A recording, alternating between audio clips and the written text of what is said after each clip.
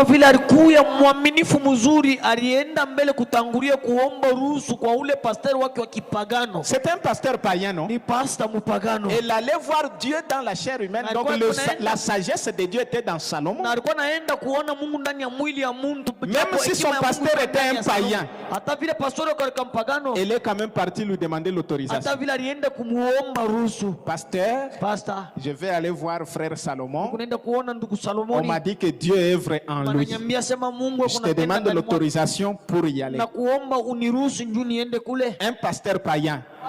Et qu'en est-il de vous qui n'êtes pas des païens? Sasa bitakuwa je ndio ya mwe benye hamuna bapagano? Même si moi j'étais païen, hata kama mimi ni kumpagano, vous devez quand même me demander l'autorisation. Pao kwenda kulubumbashi unapasha kulomba ruhusa. Si vous voulez partir. Kama unapasha kwenda. Oui, c'est une citation de frère Wana. Yandiko ndugu Panamile.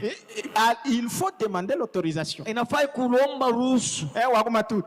Tu disparais comme ça, je ne te vois pas mercredi. Huku tunapotea paka hivi mkasatu tunakuangalia tukuone. Et puis vous savez quand vous vous absentez, la première personne à qui on demande où est tel frère, c'est qui? Hein? Non, quand quelqu'un s'absente dans l'église, kama mtu anaondoka mkanisa abata uliza hata jirani wake, patoka kuuliza paka pasteur, mais mission da Martha. Ah voilà, vous me demandez ça moi non? Il dit mais pasteur, à tout le monde frère fulani. Nous n'avons pas vu frère wa Matutu. Et là moi je commence à gratter la tête. Je dis non. Ça s'appelle na mimi naanza kulipola mkichu mimi nasema moi je croyais qu'il était là mais je ne sais pas. Vous voyez, manque de maîtrise. C'est ce que frère Banam dit que le temps de la fin, les hommes politiques ne maîtrisent pas leurs fanatiques, les pasteurs ne maîtrisent pas leurs brebis. Abraham na tangulia kumiona nasema mwi wakati ya kumwisho bantu bafanya siasa hata ba fanatiki babo bale be kuna bapikia mikono abana nataka kumwambia fanatiki wao bana bakia kimya hapana mumakanisa ndio kusema amen amen bantu wanabakia kimya hapana bapasari na boba na bishindo bana bishindo.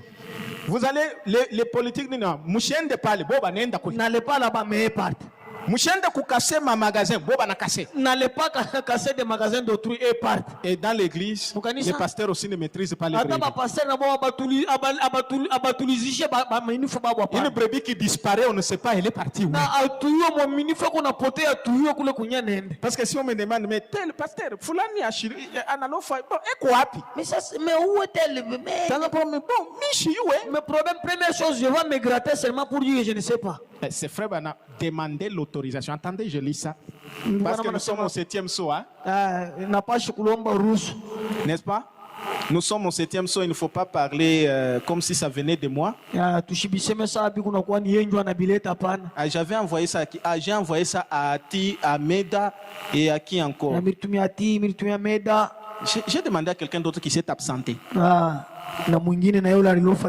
C'est frère Branham dit il y a ici plus que Salomon. Du 25 juillet 62. À partir du paragraphe 75.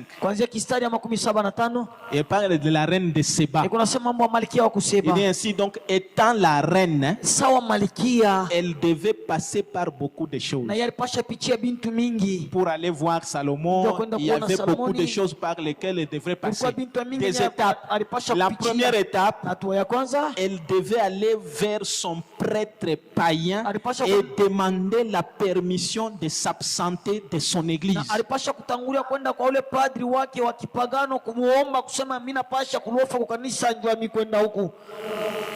Qui disent amen à ça? Amen. Sœur Sarah, vous ne dites pas amen, hein? Parce que vous, quand vous disparaissez aussi, vous disparaissez. Ce n'est pas m'informer que je ne viendrai pas. Non, demander la permission. Est-ce qu'on a ni russo? Ah, qui peut vous dire amen à ça? Amen. Qui peut vous dire amen à ça? Amen. Avant, kama kuko kirio. Unasema pasteur, même si kama mimi nakatala. Si je dis je ne pars pas. Il y a une permission. Hein? Frère Jackson, cette fois-ci ce n'est plus disparaître comme pasteur, mais quoi tu nakakashi kama hivi? Demande la permission. Kama unapenda kujiesquiver unalomba ruhusa. Vous allez faire ça? Non, mimi nakulombaga. Oui, vous demandez. Hein? Frère Eva, vous allez faire ça? Frère Shadrach, ah ouais, on a lombak. Ni nani ule anadini disparaîtra hapa, shimu maîtriza que sana mzuri. Hein? Jacques, non. Jacques. Jacques, je l'ai croisé hier. Là. Nous étions avec, et c'est avant-hier. C'était avec vous. Jacques, vous ne savez pas s'il est à Lubumbashi, s'il est ici. C'est que s'il est à Kolwezi, vous ne le maîtrisez pas. C'est que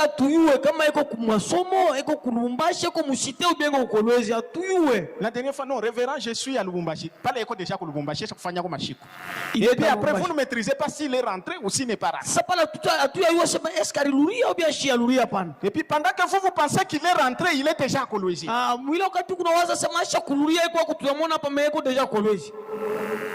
Donc, nous avons, les pasteurs ne maîtrisent pas les croyants, même les officiels. Ainsi dit le Seigneur. Demandez la permission. Vous savez pourquoi ça s'appelle réunion, n'est-ce pas? Est-ce que vous prenez le sens de la réunion? Le réunion, c'est lui qui est comme le chef qui modère, c'est le pasteur, avec Branham au-dessus. Donc nous faisons la présence. Qui est venu à la réunion? Est-ce que vous, les chefs, vous invitent à la réunion, vous ne venez pas? Vous devez vous expliquer, non? C'est pourquoi ça s'appelle réunion.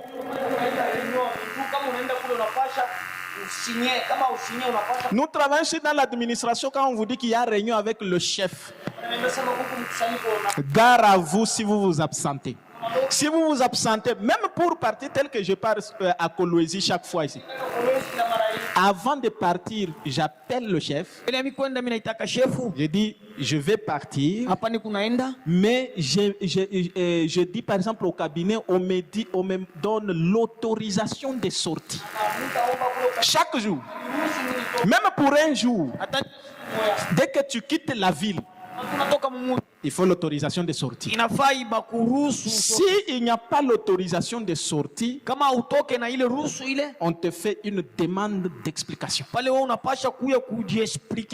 La demande d'explication, ce n'est pas verbal, c'est par écrit. Et là, tu t'expliques chez les conseillers juridiques. Et la demande d'explication, c'est la première forme de la sanction. Si tu répètes, c'est alors qu'on ira à la mise à pied. On te fait soit 2 semaines de sanctions, on te retranche le salaire. Si tu récidives, on te sanctionne 3 mois. Tu récidives, licenciement. Devant le mot administration. C'est comme ça dans l'administration. Maintenant ici, parce que Dieu lui ne prélève pas l'appel. Hein? Alors c'est chacun qui s'absent. Hein? La place où vous êtes, Frère Branham appelle ça le poste du devoir. Et c'est pourquoi il est difficile de faire quitter les gens d'une église vers une autre église. Parce que si quelqu'un a déjà cru le message, il sait que même si vous l'invitez chez vous, avant qu'il aille répondre à votre invitation, il doit aller d'abord vers son pasteur. Pasteur, on m'a invité. Est-ce que je peux aller? Si son pasteur refuse, où est le problème?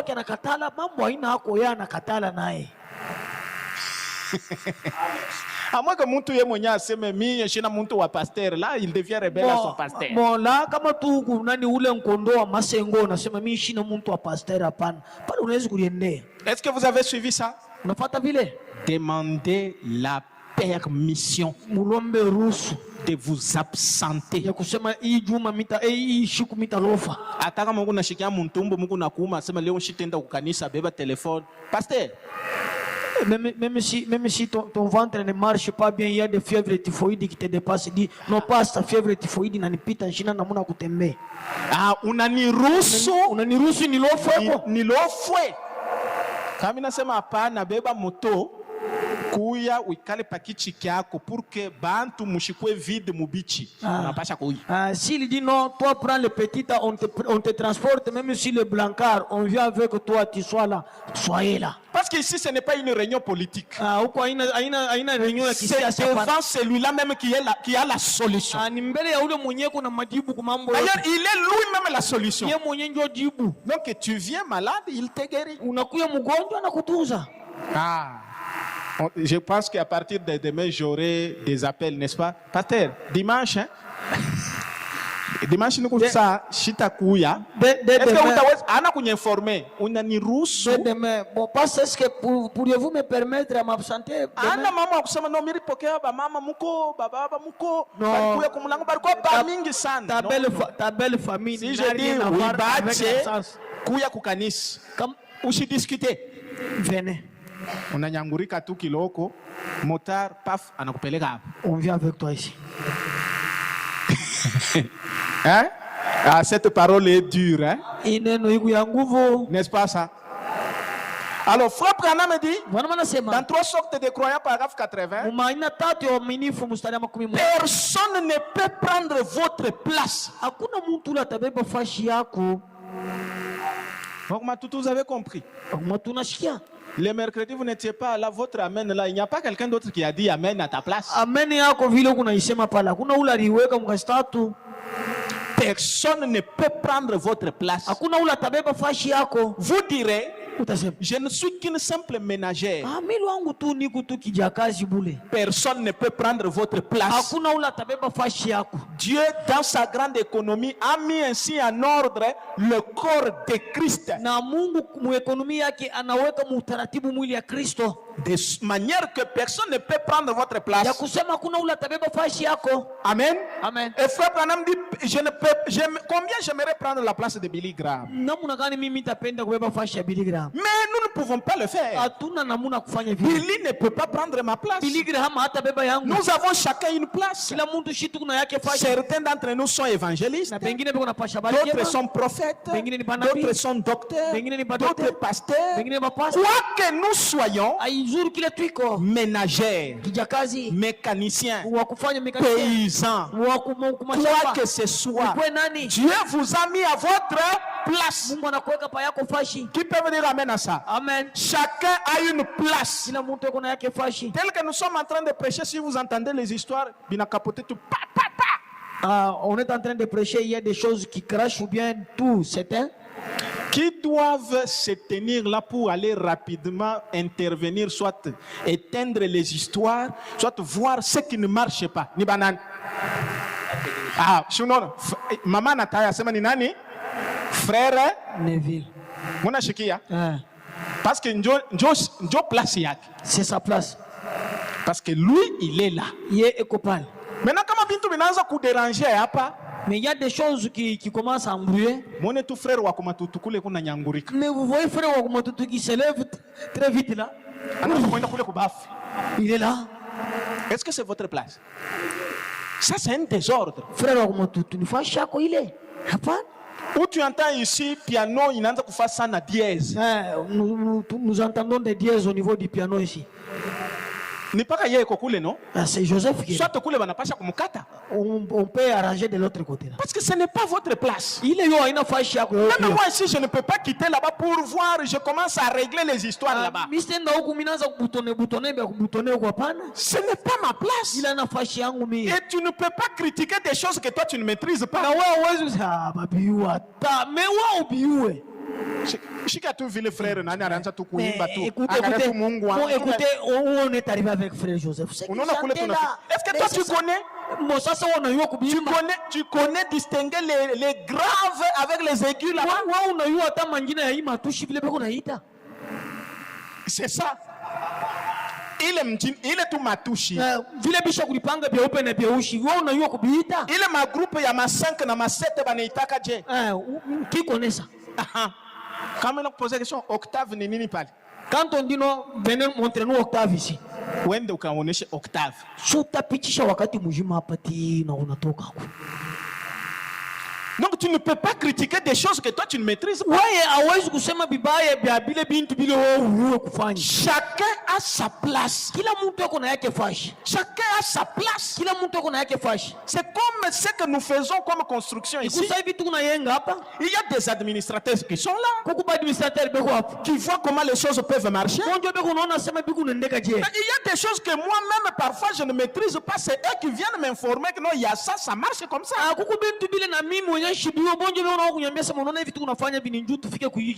Parce que chacun a sa place. Mais si quelqu'un commence à faire tout, Mankamba inakatika pale, dada tu pale sasa, itangukia pasteur.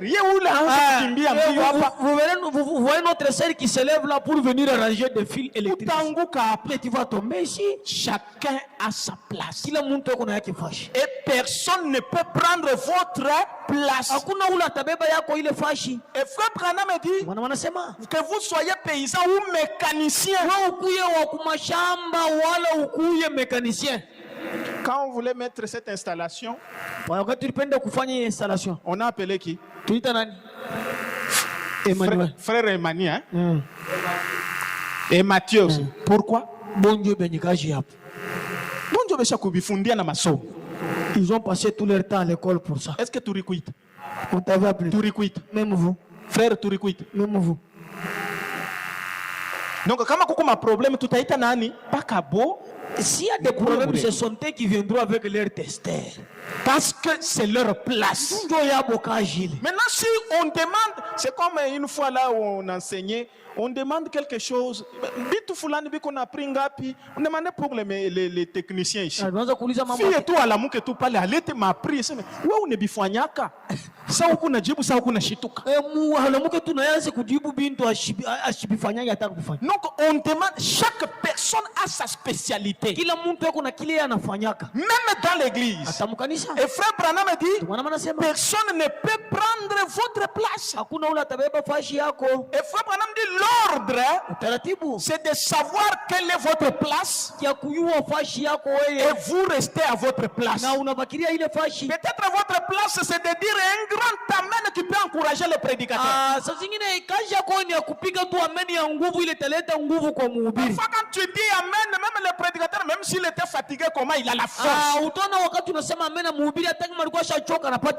Restez à cette place-là. Il ne faut pas aller là où Dieu vous a dit de ne pas aller.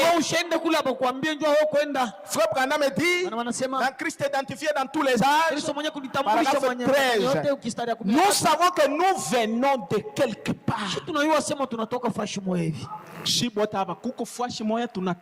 Nous connaissons de là où nous venons. Nous sommes derrière un rideau. Il y a à nous quelque chose qui recherche autre chose. Nous ne pouvons pas être juste tels que nous sommes.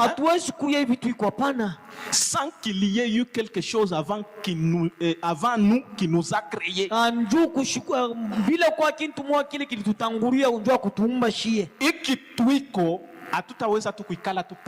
ne pouvons pas tous rester tels que nous sommes ici.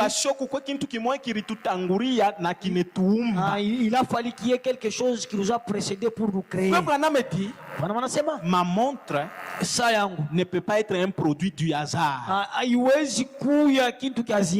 Quiconque jouit du bon sens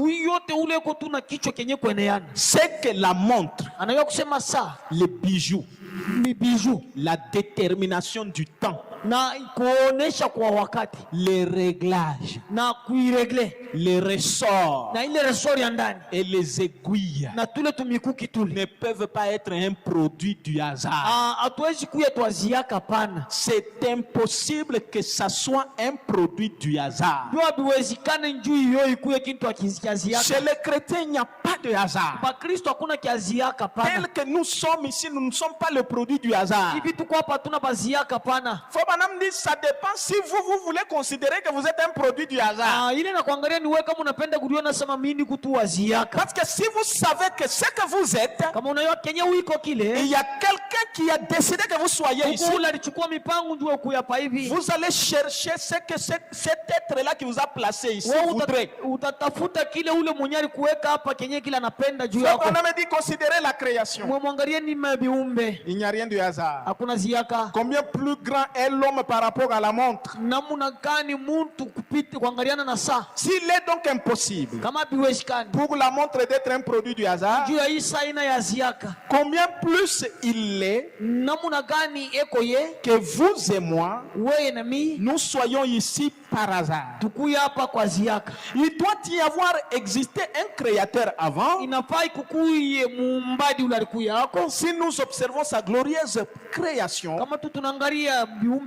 comment elle évolue et comment il vit là-dedans. Le créateur lui-même vit dans la création. Et Frère Branham dit, il n'a pas créé des choses par hasard. Frère Branham dit, il parle du soleil. Regardez le soleil, comment il marche. Ce n'est pas un produit du hasard.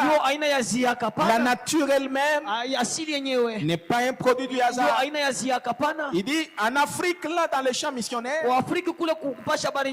pour montrer Dieu, on utilise le mot amoya, qui veut dire une force invisible comme le vent. Alors les Africains ils disent, votre Dieu, le Dieu invisible, il est comme le vent.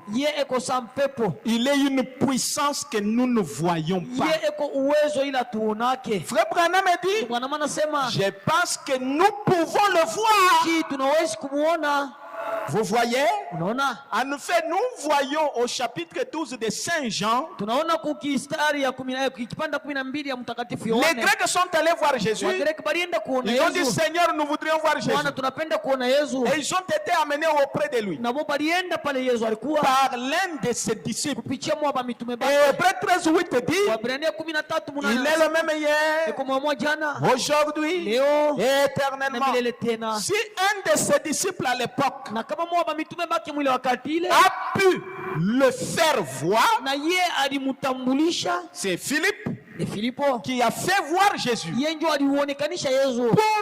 ne pouvons-nous pas, nous ces disciples d'aujourd'hui, amener ceux qui les cherchent dans sa présence, s'il est le même hier, aujourd'hui et éternellement? Frère Branham dit, eh bien je sais que ceci a l'air d'une aventure. Vous allez dire, non mais Frère Branham c'est un aventurier, comment il va amener Jésus ici? Frère Branham dit, mais si seulement vous nous supportez pendant quelques minutes, je crois que par la grâce et avec l'aide de Dieu, avec sa parole et conformément à sa parole, je peux l'amener ici même devant vous. Amenez Jésus ici et vous allez le voir. Frère Branham dit, quelle consolation. C'est pour cela que nous sommes ici. Quel est notre but quand nous sommes ici? Voir Jésus. Et Frère Branham dit, à l'époque, c'est un disciple qui a amené les gens vers Jésus. Et aujourd'hui, il doit y avoir quelqu'un qui doit amener Jésus. Et Frère Branham dit, c'est ça la consolation. Il n'y a pas de consolation en dehors de ça. Frère Branham dit, c'est pour cela que nous sommes ici. Nous les chrétiens, nous sommes ici pour trouver la consolation, pour entrer dans la présence du Dieu que nous connaissons. Est-ce que vous suivez ça?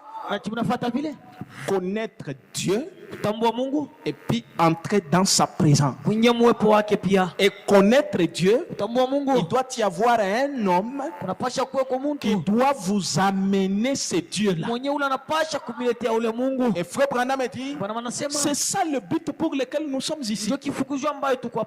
Branham dit ceci.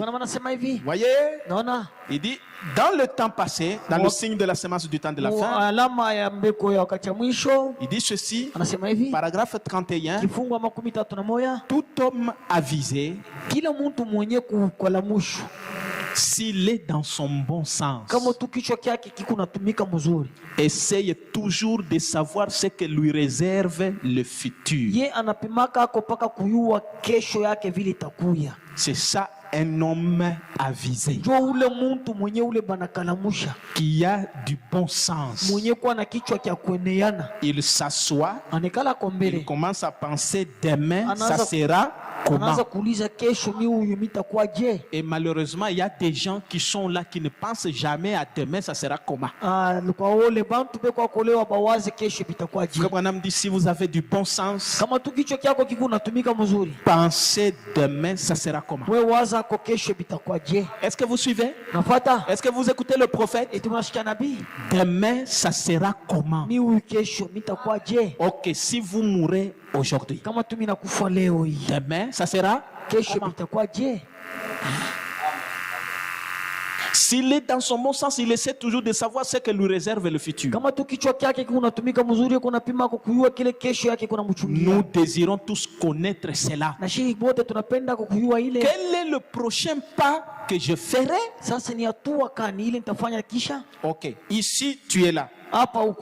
Mais le prochain pas, tu vas faire ça. Tu vas piétiner où? Où irai-je après ici? C'est comme un homme qui traverse un ruisseau. Il monte sur une pierre, puis il regarde tout autour pour voir où il posera son pied prochainement. Il ne peut tout simplement pas sauter n'importe où. Tu es en train de traverser une rivière, et si tu tombes dans l'eau, tu te noies. Mais il y a des pierres. Frère Branham dit, tu dois savoir là où tu dois poser les pieds. Tu ne peux pas seulement sauter et puis tu dis je saute par la foi. Non, tu dois vérifier parce qu'il y a des pierres. Parce que si tu piétines n'importe où, l'eau va t'emporter.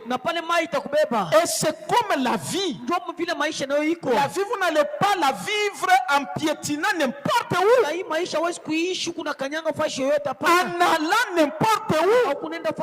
Même Tony Isabelle lui-même qui voulait aller au ciel, on lui a dit il y a un homme qui connaît le chemin du ciel. Et quand il est monté, il a croisé Frère Branham.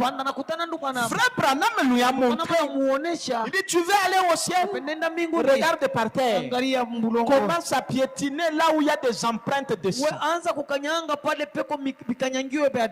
le sang de Jésus-Christ, c'est le message de l'air. Tu ne peux pas vivre la vie en dehors du message. Observe ce que Branham dit.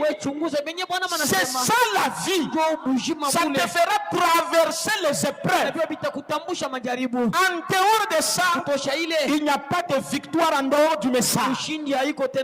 Frère Branham dit, vous devez regarder où vous posez les pieds. Sinon, il se noyera. Il doit regarder où il va. Après avoir traversé ceci, où irai-je ensuite? Il en est ainsi pour nous tous. Cela a été le cri de la race humaine à travers les âges. Chaque personne se pose cette question.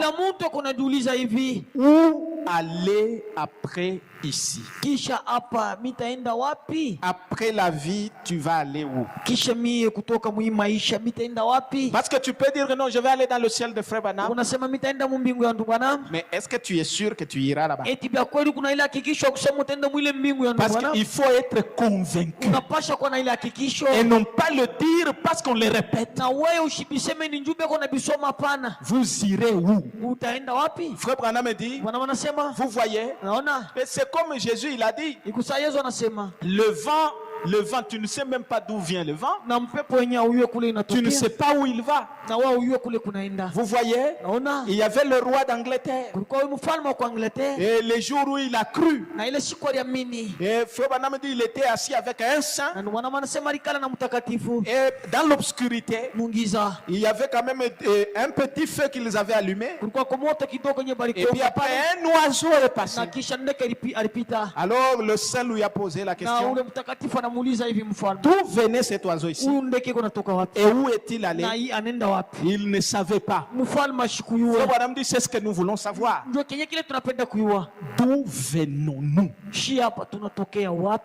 Que faisons-nous ici? Et où allons-nous après ici?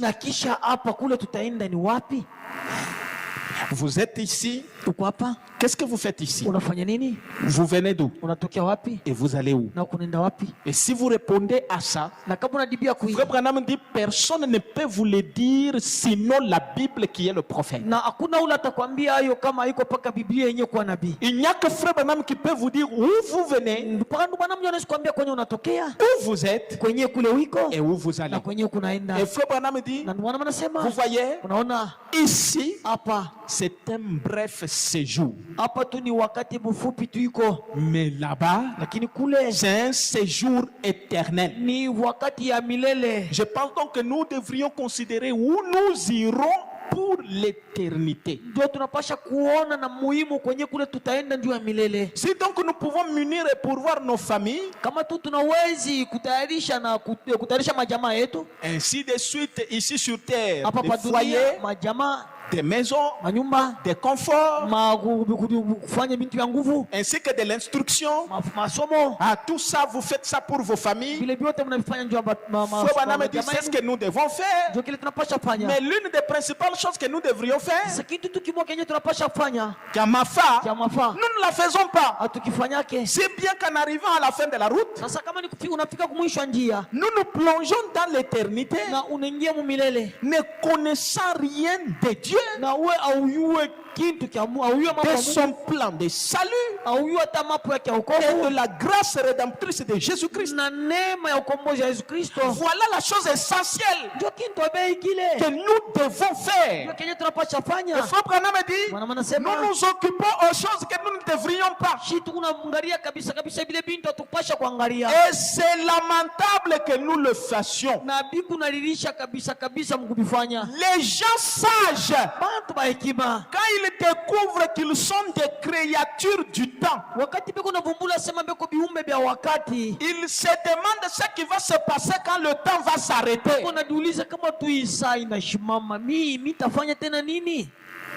Amen. Amen. Est-ce que vous suivez? Vous avez quel âge aujourd'hui? Et vous allez vivre pendant combien d'années? Et Frère Branham dit qu'un homme sage, quand il découvre qu'il est une créature du temps et que le temps va s'arrêter pour lui, il doit savoir comment et où il ira dans l'éternité.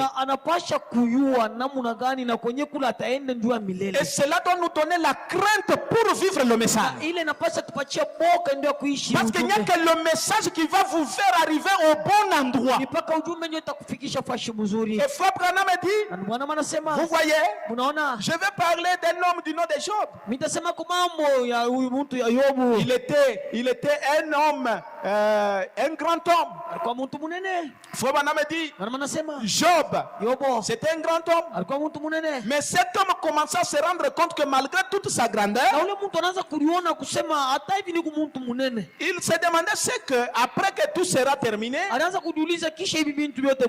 qu'est-ce qu'il y aura alors? kile kitafuata ni kinini. Il se demandait ce qui arriverait. Anaanza kujiuliza kile kilipasha fika. Il parla donc et s'est mis à observer la création de Dieu. Na alishimama anaanza kuangalia viumbe vya Mungu. Et il a commencé à parler des arbres. Anaanza kusema mambo ya michi. Il dit lorsqu'un arbre meurt, wakati mchi inakufa, il y a de l'espérance qu'il vivra de nouveau. Kukutumaini kusema hii mchi itaishi mara nyingine. Mais il a observé, anaangalia, il a vu que si l'homme meurt, kama tu mtu anakufa, il n'y a pas d'espérance. Hakuna tena tumaini. Observez le soleil quand il se lève le matin. Angalia jua wakati inalamuka asubuhi. Il est un bébé. Iko mtoto mchanga. Et à 10 heures, c'est un adolescent. Inakuwa ni kiana. À midi, il est dans sa force. Na inakuwa ni wakati ya nguvu. L'après-midi, wakati ya magharibi, il est dans l'âge mûr. Anakomea. Et le soir, magharibi kabisa, il s'en va. Pale ndio anaenda. Il se couche. Analala. Est-ce que c'est la fin du soleil? Ni mwisho wa jua? Non. Haina vile. Et le matin, asubuhi, le soleil va réapparaître. Jua itaonekana mara nyingine. Frère Branham dit Dieu a un but pour le soleil. Ndugu Branham anasema Mungu ana kifukuzio juu ya jua. Regardez les fleurs. Muangalie maua. Et quand vous observez les fleurs, wakati unaangalia maua, elles sont ici pour un but. Jua iko hapa ni ndio ya kifukuzio. Les fleurs sont des paroles parlées de Dieu. Maua ni maneno yenye kunenwa ya Mungu. Mais regardez les fleurs dans votre jardin. Sasa muangalie maua tamu bustani yenu. Après un moment, wakati moya, les gels le frappent. Na baridi inaipika. Les jeunes, les vieilles, celles d'un âge moyen. Na inafika wakati moya hivi. Dès que les gels les frappent, wakati tu baridi inaipika, c'est la mort. Et après les fleurs vont faire quoi? Elles penchent leur petite tête. N'est-ce pas? Frère Branham dit qu'arrive-t-il? Et une petite graine noire tombe d'elle. Et cette graine-là, c'est la vie qui a quitté la fleur. Le corps est resté penché, mais la vie a quitté. Frère Branham dit, et après, qu'est-ce qui arrive? Que vous le croyez ou non, Dieu leur fait un service funèbre.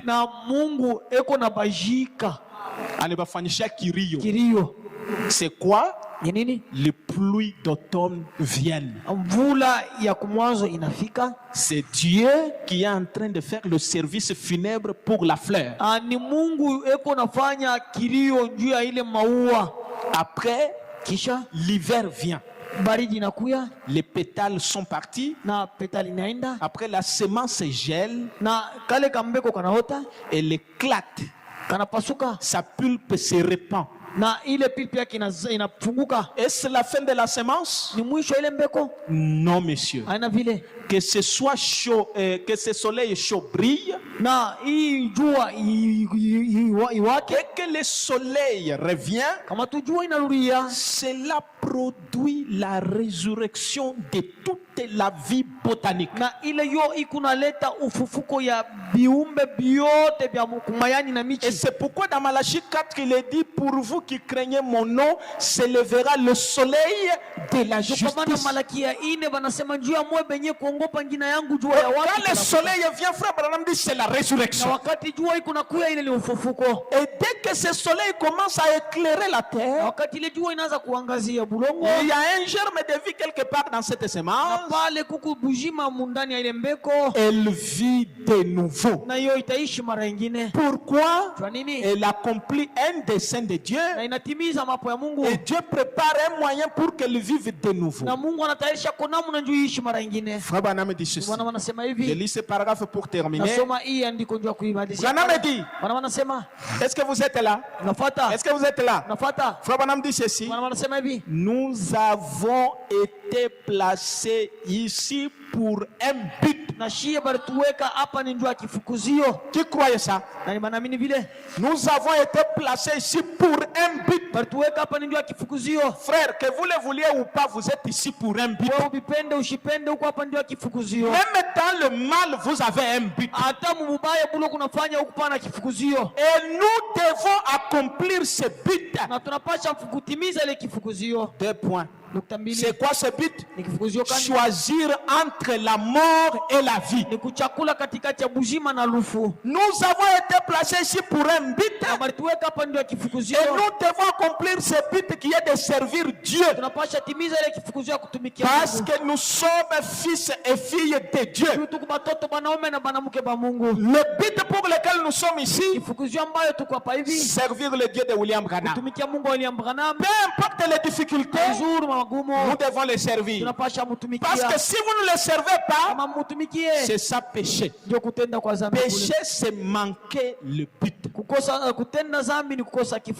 Que le Seigneur vous bénisse. Nous allons tenir debout pour prier.